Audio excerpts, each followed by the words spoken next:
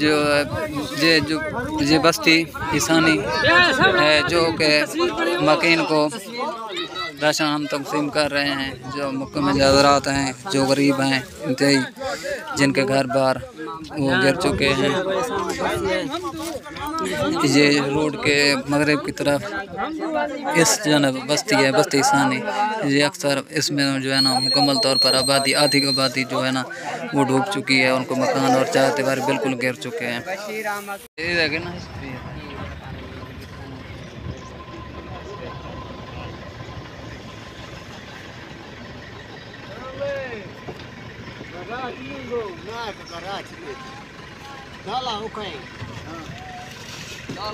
ये जो है ना बस्ती ईसानी है, जहाँ पर राब्ता भी टूट चुका है। और ये देखो अभी तक पानी बह रहा है रोड कोई का।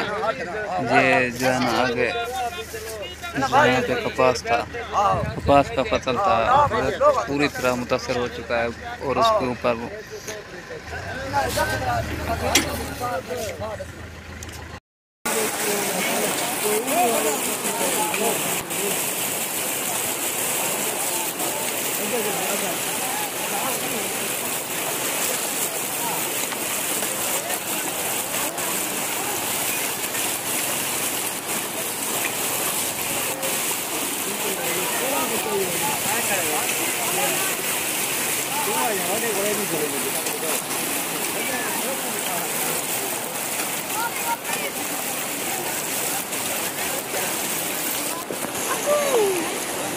ढोर है।